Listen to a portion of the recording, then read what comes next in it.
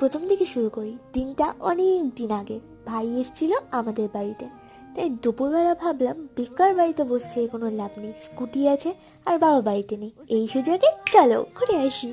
তো যেরকম ভাবা সেরকম কাজ, দুপুরবেলা বেরিয়ে পড়েছি ঘুরতে। তবে এই ভিডিওটা কিন্তু ফুল ভিডিও না, এটা পার্ট 1, পার্ট 2 আসবে, তো অবশ্যই এটাকেও দেখো ওটাকেও দেখবে। যাওয়ার কথা ছিল, সেখানটা খুঁজে পাইনি, রাস্তাটা খুঁজে উঠতে পারিনি। ওর জন্য আমরা এসেছি একটা স্মল রুফটপ ক্যাফেতে।